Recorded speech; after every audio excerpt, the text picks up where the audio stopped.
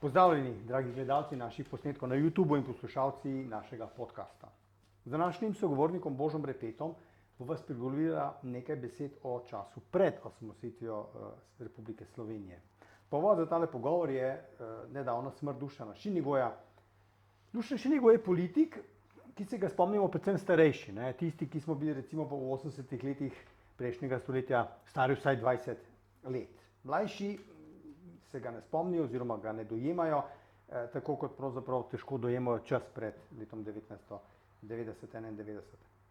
Ampak o Šinigoju, Dušanu Šinigoju bo treba tudi v bodoče kaj govoriti. Kadar se pogovarjamo o kakšnih spremembah, o kakšnih dogodkih, osebah in podobno, pogosto naštevamo prve, ne? Ta je prvi dogodek in tako naprej. Ne? Redke je o zadnjih, namreč zadnji imajo vedno to nerodno situacijo ali pa zadnji dogodek ali oseba, pravzaprav je vseeno, ne? Da je za njim nekaj slabše, ne? Redke je boljše ali pa pač, ker za njim prije nekdo prvi, je tisti zadnji pozabljen. Ne? Dušan Šinigoj je bil tudi eden teh zadnjih. Ne? Bil je namreč zadnji predsednik izvršnega sveta Socialistične republike Slovenije. To je organ, ki ga danes poznamo pod izrazom vlada. To funkcijo je opravljal od leta 1984 do 1990, ko je po demokratičnih volitvah potem svoje delo predal Lojzetu Peterletu. Ampak v zvezi s Šinigojem bi jaz mogoče malo spremenil izraz, ne, in bi ne uporabljal zadnji, ampak bi morda provokativno uporabil izraz predprvi. Ne. Morda celo ne on edini predprvi, ampak predprvi pravzaprav vsi pred Peterletom. Ne, ker zakaj morda boš pa zdaj ti potrdil ali pa ovrgel to mojo tezo? V čem je zdaj torej ta značilnost tega časa? V kakšnem času smo živeli v času Dušana Šinigoja?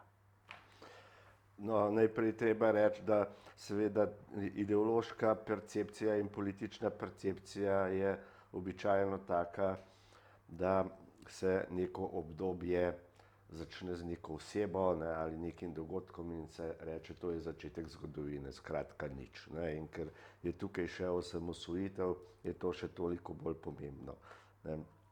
Torej, kar zadeva Dušana Šinigoja, on je bil res zadnji predsednik socialistične vlade, če rečeva poenostavno.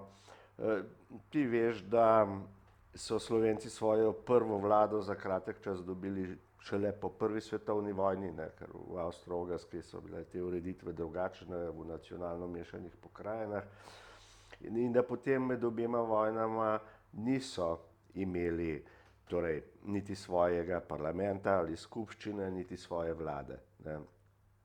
V 30 letih je bila pač Slovenija banovina, v kateri je sicer vladal Slovenec, ne, ban, ampak tega bana je imenoval kralj na predlog notranjega ministra. Ne. Tako da prve, recimo temu prave vlade, so se začele šele med drugo svetovno vojno oziroma po njej. Ne. Torej, če gledava Šinigoja kot zadnjega, je začetek tega zgodovinskega sklopa ustanovitev Slovenskega narodno-osvobodilnega sveta leta 1943, ki je imel potem 2 zasedanji, in njegovo predsedstvo je med vojno opravljalo funkcijo vlade. Ne. To predsedstvo je razmišljalo zelo dolgoročno, zelo daljnovidno. Vemo, da je bil ustanovljen tudi znanstveni inštitut za te namene, ki je sredi vojne deloval v Kočevskih gozdovih. No, prvi predsednik vlade, povojni predsednik vlade, torej po drugi svetovni vojni, je bil pa Boris Kidrič. Ne. In od Borisa Kidriča naprej do Dušana Šinigoja se je zvrstila vrsta predsednikov, kakorkoli te vlad, izvršnih svetov, kakorkoli se je že ta organ imenoval. Vsi so bili tudi pomembni jugoslovanski politiki, ali skoraj vsi, bi lahko rekli. Ne. Boris Kidrič je potem vodil gospodarsko komisijo in je pravzaprav bil človek, ki je organiziral celotno industrializacijo Jugoslavije in tudi Slovenije na nek izjemen, kompleksen projekt, ki ga je možno narediti samo s socialnim inženiringom. Ne. Vmes med Kidričem in Šinigojem sta bila dva zelo pomembna predsednika, ki sta nekako začrtala tudi razvojne poti. Eden od teh dveh najbolj znan je bil Stane Kavčič. Pred njim je bil Boris Krajger, ki je bil tudi podpredsednik zvezne vlade, ampak je nesrečno umrl v prometni nesreči. No, Kavčič je naredil v resnici najbolj daljnoviden program, ki ga nekako v neki zelo uskubljeni obliki funkcionira še danes.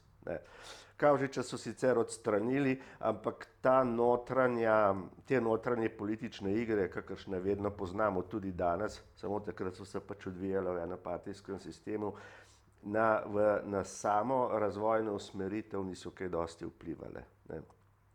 Kaj se je zgodilo v 80-ih letih? Že v 70-ih letih je Slovenija postala, lahko bi rekli, cvetoča republika. Jaz bi spomnil na to, da se je gradil avtocestni križ, da je bil zgrajen Cankarjev dom, ki je začel delovati na začetku 80-ih let, da je bil zgrajen klinični center, letališče, imeli smo letalsko družbo in tako naprej. Skratka, Slovenija je to svoje življenje v Jugoslaviji izjemno dobro izkoristila, pa tudi to lego med vzhodom in zahodom, ker je bila, kot vemo, zelo usmerjena na zahod. No, v 80-ih letih se je začela kriza, huda jugoslovanska, politična, ekonomska in tudi mednacionalna kriza. V prvem delu 80-ih let je Slovenijo vodil Janez Zemljarič, lahko bi rekli z železno roko. On je operativno skrbel za to, da so Slovenci občutili posledice krize bistveno manj kot drugod po Jugoslaviji. Vemo, da gre tukaj za pomanjkanje raznih artiklov in tako naprej, čeprav danes velja zmotno prepričanje, da si je to izmislila Milka Planinc. V resnici si to izmislil Mednarodni monetarni sklad. Hoteli so denar nazaj, ne? Tako je. Tukaj je bila, v Beogradu je bila komisija, vsake 14 dni so napisali povsem točno, kaj je treba. Treba je pač uvesti bone za bencin in tako naprej, omejiti uvoz. Isto kot so delali Grčiji, kot vemo v tej krizi, že v času Evropske unije, in kot bi ta tako imenovana trojka delala Sloveniji, ker smo bili pred nekaj leti v času krize blizu tega. No, druga polovica 80-ih let so bila Šinigojeva, da tako rečem. In tukaj bi nekaj rekel o sami politični strukturi tedanjega prostora. Izvršni svet, kar že ime pove, ni bil najpomembnejši organ. Je izvrševal formalno tisto, kar mu je naročila skupščina, tako je tudi danes. Neformalno so bili pa tukaj partijski organi oziroma Zveza komunistov, ki jo je vodil Milan Kučan od leta 1986 naprej. In v teh partijskih organih, zlasti v predsedstvu CK, Centralnega komiteja Zveze komunistov Slovenije, so se sprejemale glavne odločitve. V času Kučana so sem prišli mladi, inovativni izvršni sekretarji. Torej ljudje, ki so bili, jaz jim pravim, kar tehnokrati, ki jim ideologija že dolgo ni bila več pomembna. Podobni procesi so se dogajali tudi v vladi. Glavni trije ljudje, ki so med sabo usklajevali politiko v tistem času, so bili Milan Kučan kot vodja komunistov, potem je bila Socialistična zveza delovnega ljudstva, to je bila neka organizacija, krovna organizacija, nek nadomestek za stranke, kjer naj bi se usklajevali razni interesi. Znotraj nje so po tedanje zakonodaje tudi nastale prve zveze, predhodnice strank, čeprav se tega ni več nihče resno držal, ampak formalno so morale ali bi morale biti znotraj Socialistične zveze. No, to Socialistično zvezo je vodil Jože Smole Božiček. Tako. To organizacijo je vodil Jože Smole, ki so mu rekli ljubkovalno Božiček, zato ker je prvi voščil Božič torej takrat to še ni bil uradni praznik, ne, ampak je kmalu zatem postal. Ne. No in predsednik tedanje Slovenije je bil Janez Stanovnik, ne, torej ta korpulenten človek, bivši partizan s širokimi, z velikimi brkami, z odličnim priljudnim nastopom, zato so mu tudi rekli oče naroda. Ne. No in četrti je bil torej Dušan Šinigoj. Ne. Ti štirje so morali usklajevati politiko v odnosu do Jugoslavije, ki je bila zelo kompleksna, kot vemo, ne, Jugoslavija je razpadala, Slovenija je bila v hudem konfliktu z Srbijo, ki je hotela Jugoslavijo centralizirati, Slovenija je bila pa glavna ovira za nekaj takega, za tak načrt, Miloševićev načrt. Zato so tudi uvedli ekonomsko blokado Slovenije, ne, razne ukrepe proti slovenskim izdelkom, ne, in tako naprej. Ne, in vse te stvari, ne, zelo komplicirane v odnosu do federacije, je bilo treba usklajevati. Ne.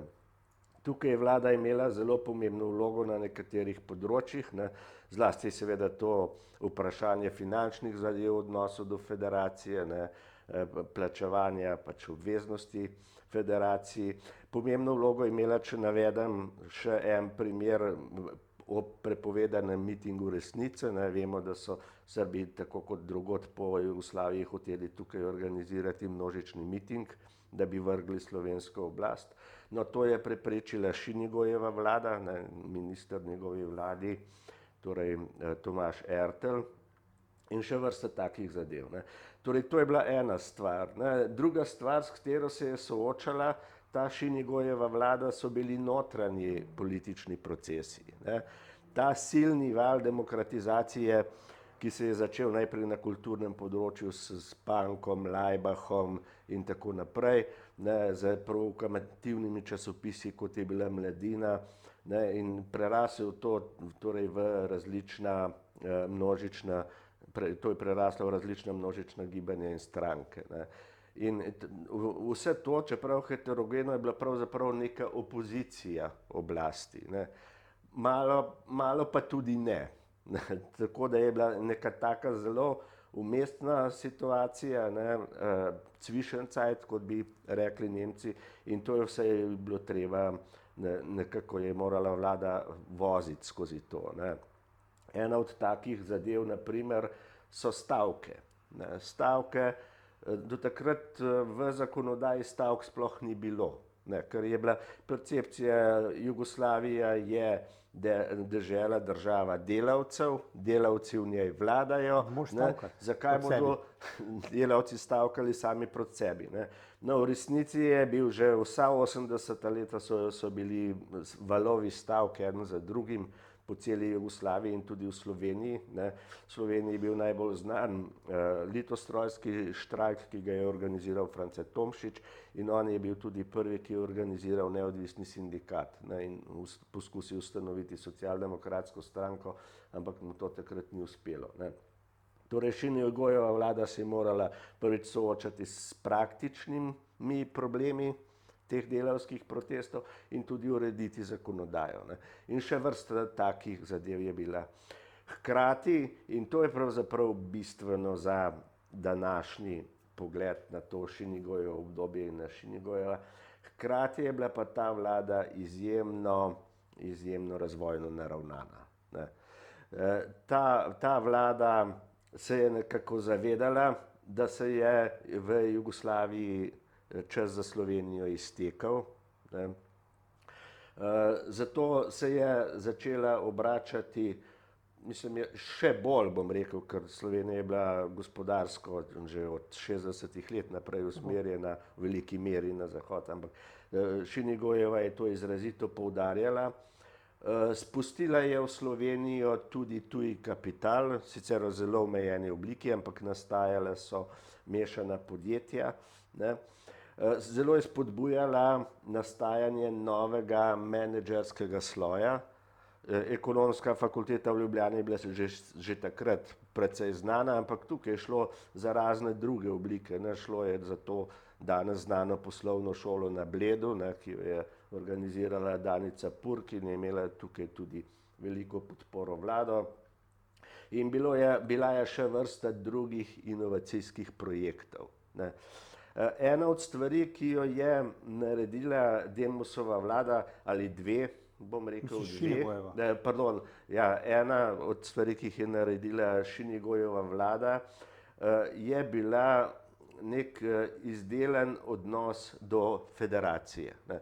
To seveda ni bila samo ideja pač te njegove vlade, treba je vedeti, da vse te politične spremembe, ki so se dogajale, ne, so se v končni fazi kanalizirale v vladi in vlada je morala nekaj v zvezi s tem, kar je tukaj organizirala civilna družba, ne, pa nastajajoče stranke in tako naprej, morala v zvezi s tem nekaj storiti. In tako so oblikovali konfederativni program, ne, pač v tedanjem prepričanju, da bo Jugoslavija obstajala še naprej, ali vsaj nekaj časa obstajala še naprej, ampak da bo preoblikovana v zvezo držav, ne pa zvezno državo. Ne.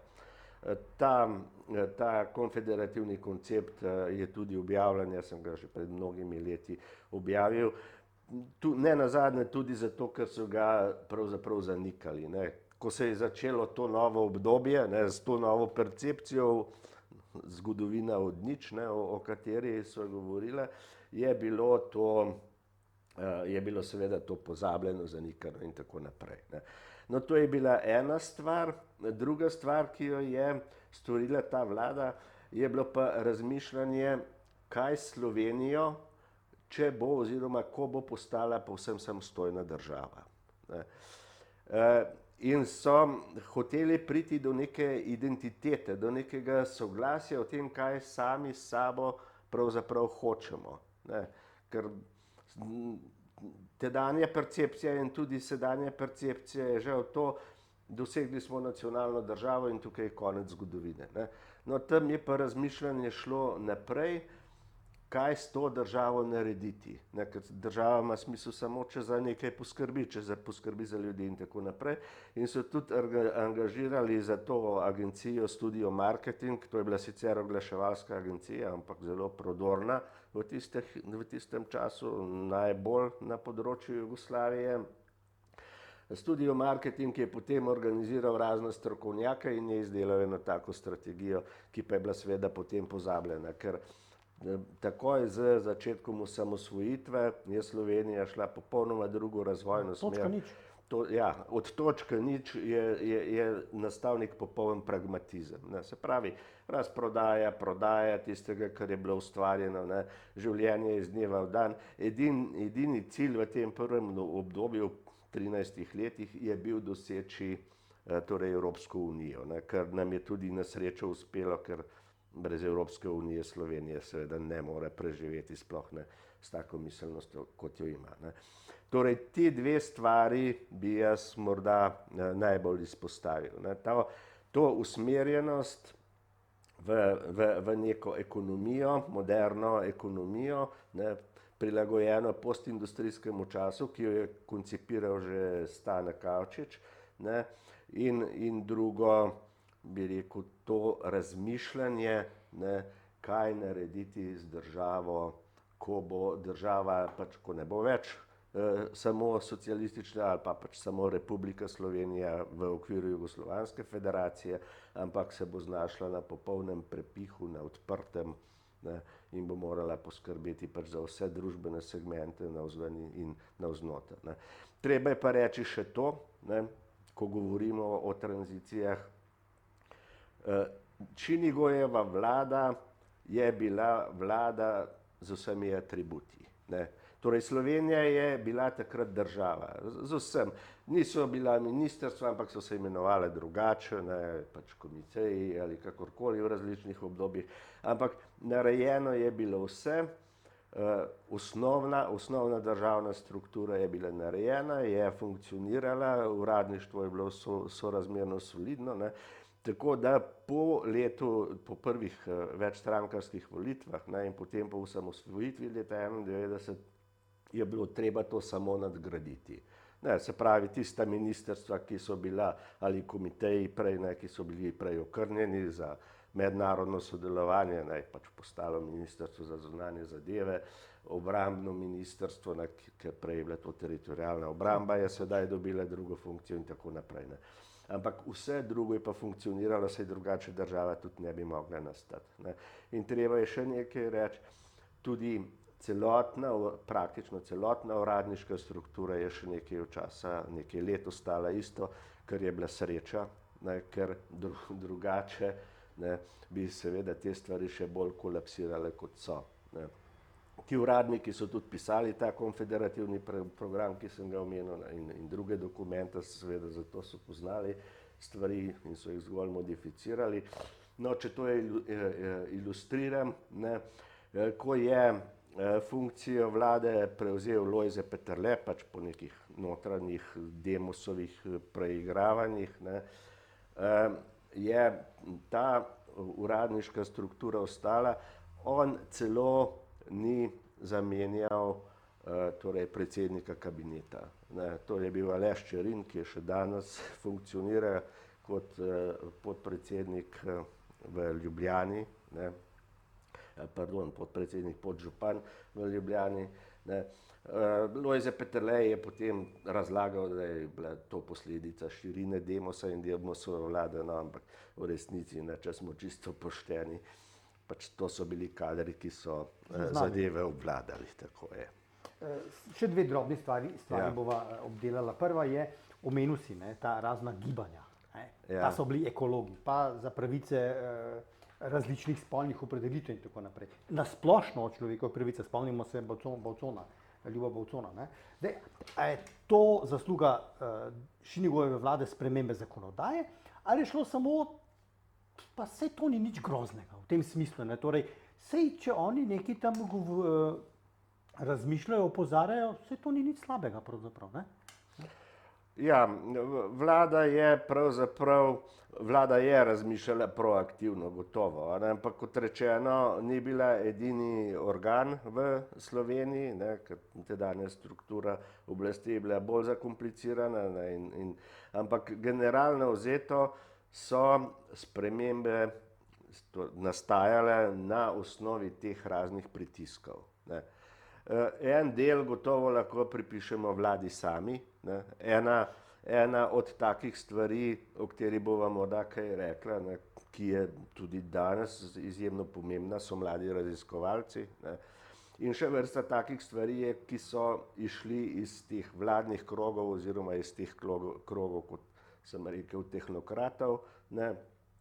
Nekatere stvari so bile pa posledica pritiska ali zametkov strank, predvsem pa raznih civilno-družbenih gibanj. Nekateri so bili odgovor recimo na aktualne težave, nekateri so bile čista provokacija, recimo, no, med tako provokacijo zagotovo gre žaganje hlode, ne? Ja, no, seveda. Čeprav seveda ima neko ozadje. Seveda, tukaj pri takih zadevah, ki so zadevale, torej, ki so nekako izhajale iz jugoslovanske ideologije, iz jugoslovanskih simbolov in tako naprej, so bile tedanje oblasti vedno v težavah. Ne. Na eni strani je bil jugoslovanski pritisk, v tem primeru, ne, ker gre za vprašanje štafete mladosti in njene ukinitve, je bil tukaj zlasti pritisk vrha jugoslovanske armade, ki je bil že sicer zelo močan, ne, in tako naprej. Pri ombudsmanu, ne, kot se je takrat reklo, ne, se pravi pri človeku, ki naj bi skrbel za človekove pravice, ne, torej nekemu funkcionarju, je ta ideja išla pravzaprav iz procesa proti četverici, ne, pa tudi sicer zaradi različnih dogajanj po Jugoslaviji, kjer je bila ta represija precej huda. Ne.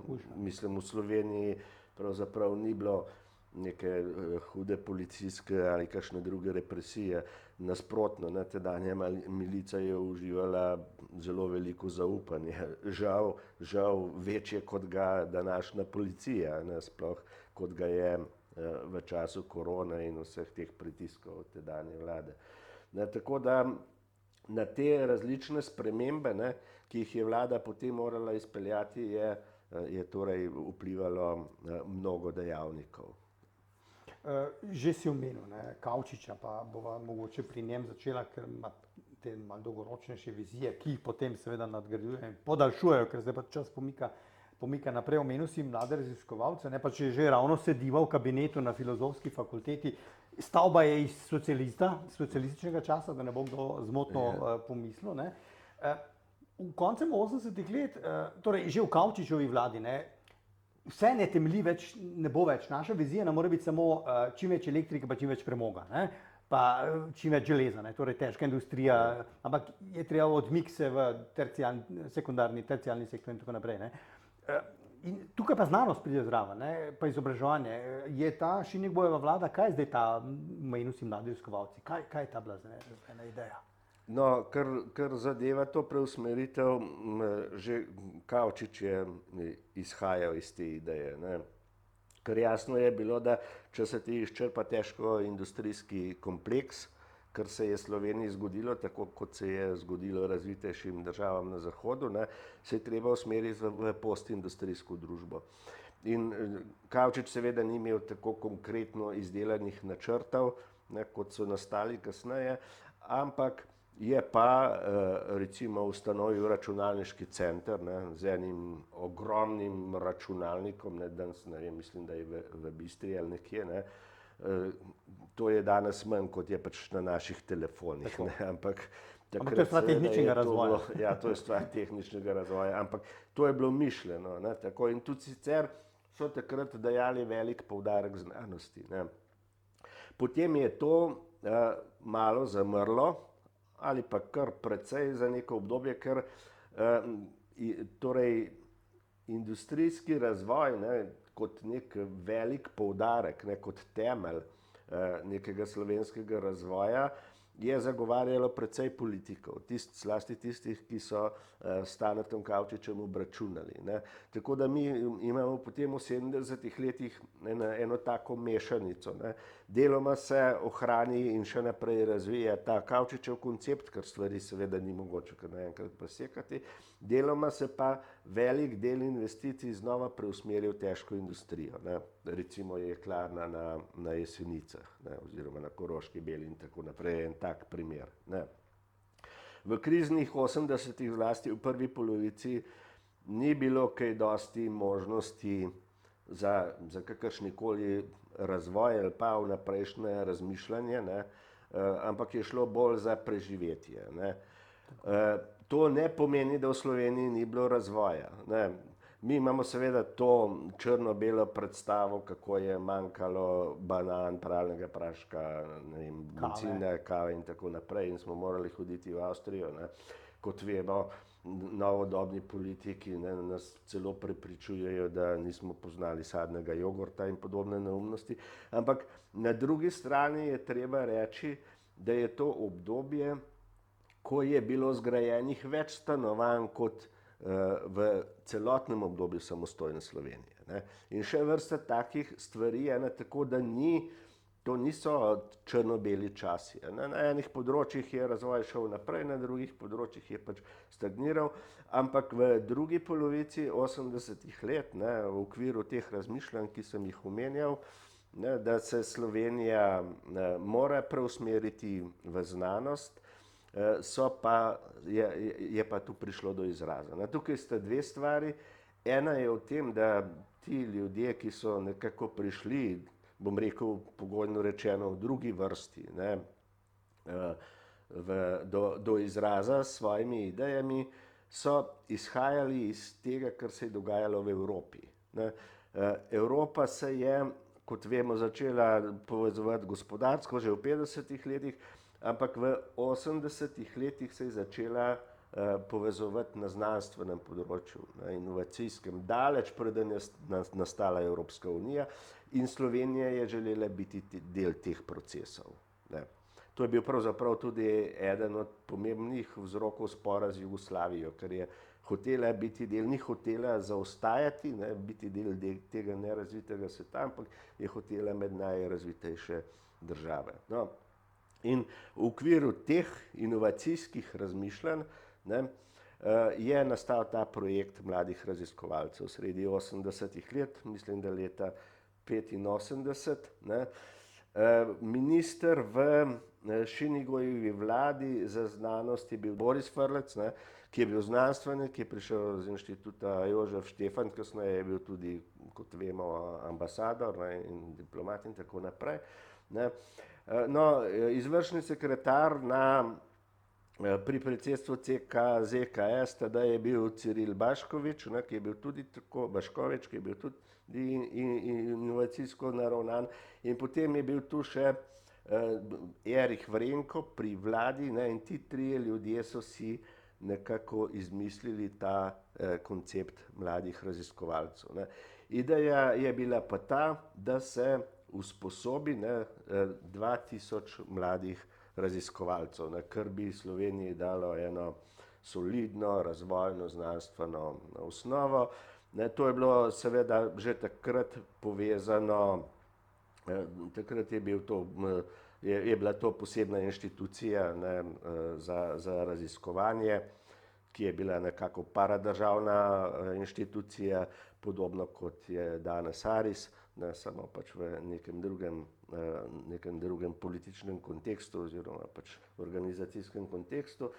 No, povezano je bilo to seveda s tem, da se te kadre vzgaja na znanstvenih inštitutih, na univerzah in v gospodarstvu, in ta začetna delitev na mladih raziskovalcev je tudi izhajala iz tega. Ne. Torej tisti del, ki se je izobraževal na univerzi, je bil v enem delu mišljen za obnovo kadrov. Ne.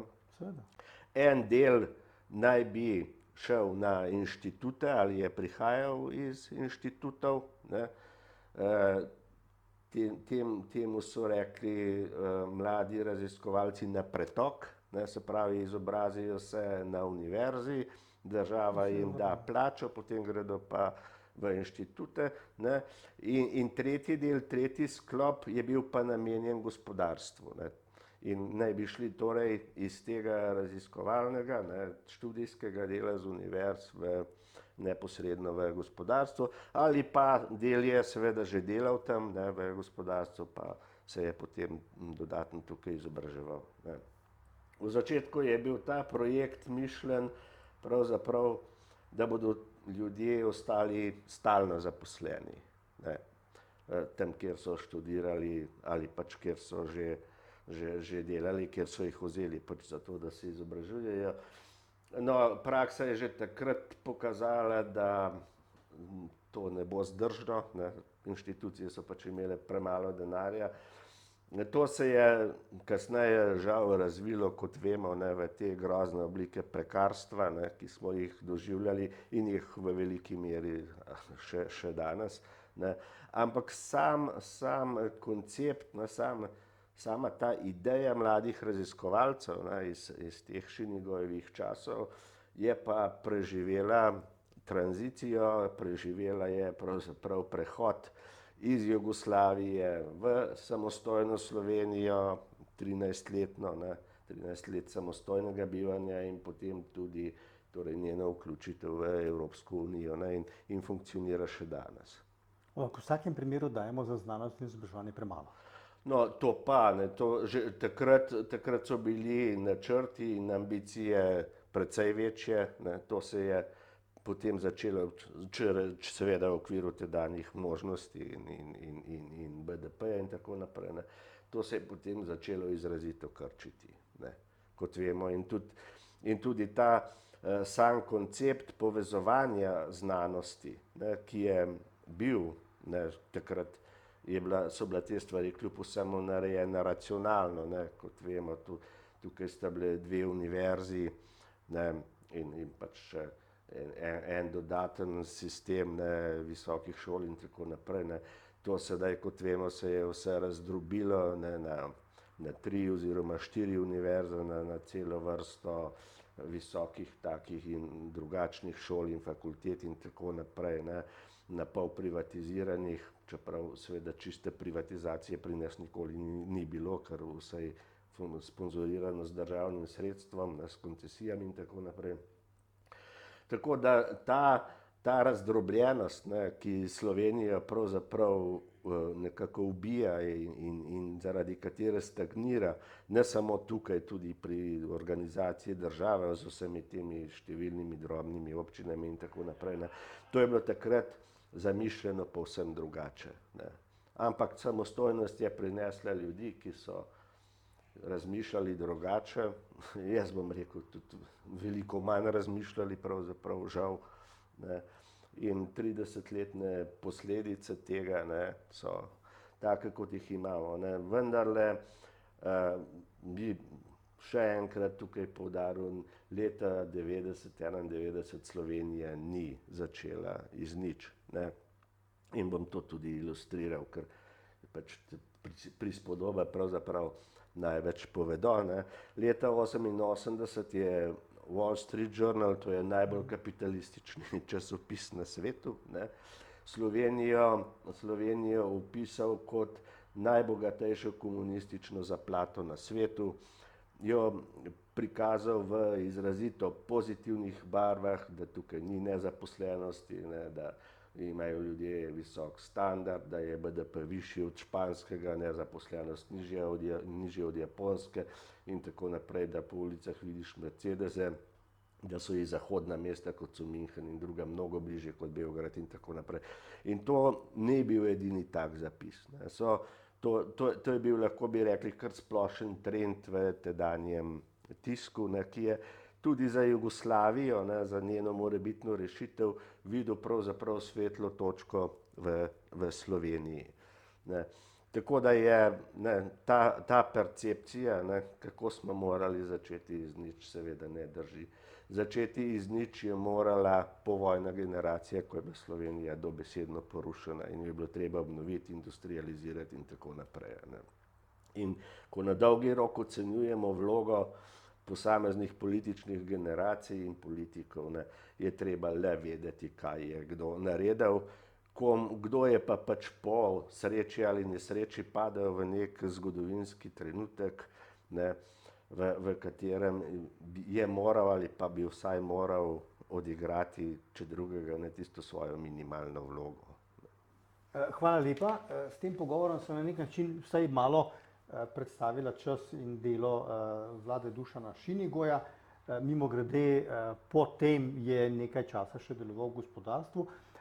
Edini javni zapis o njem oziroma pogovor z njim, ne, torej kakšnega velikega intervjuja ni, razen enega samega, to je iz leta 2019 v Dnevniku, tako da v tem kontekstu je za zgodovinarje pa škoda, ne, da nismo uspeli z njim opraviti še kakšnega. Ja, Šinigoj se je umaknil zasebnost, 3 leta ali nekaj takega je še vodil banko v Novi Gorici, ne, do upokojitve, potem ni želel javno nastopati, je pa to tudi razumljivo, ne, saj to pravzaprav sva malce že omenila, kaj so vzroki, ne, ker po letu 90, ne, se je začel ta izrazit val antikomunizma proti jugoslovanstva, zanikanje vsega, kar je bilo prej narejeno in kar je človeško logično, ne, te nove oblasti, Demosove oblasti, ne, so seveda hotele prikazati, kakšen ogromen zgodovinski napor so morale narediti za te spremembe, za ta prehod iz Jugoslavije v samostojnost, ne, in kako so morale vse postaviti na novo, ne, dobile so pravzaprav tako rekoč ruševine, ne. Se pravi, ta percepcija slovenskih politikov je popolnoma drugačna, je nasprotna temu, kar je bila percepcija opazovalcev od zunaj, ne. In jasno je, da v tem kontekstu vse, kar je imelo nek prizvok prejšnjega sistema in prejšnje države, ne, je bilo ocenjevano negativno in seveda tudi politiki, ne, politikom, ki so kaj dobrega ali veliko dobrega naredili, ne, jaz bi rekel, marsikdo ali večina več kot ti po osamosvojitveni, ne, so postali neke grde račke in tako naprej. Ne. V zraku je ves čas visela neka vrsta neformalna lustracija. Formalne niso upali izpeljati, ker bi morali lustrirati same sebe, ne, ker večina teh ljudi je išla iz recimo temu srednjega razreda Zveze komunistov, iz uradniških služb, iz krogov recimo relativno dobro stoječih razumnikov in tako naprej. Hvala lepa. Gledalci, vabljeni pa seveda tudi k gledanju naših prejšnjih in seveda vabljeni tudi k gledanju naših bodočih in poslušanju bodočih pogovorov.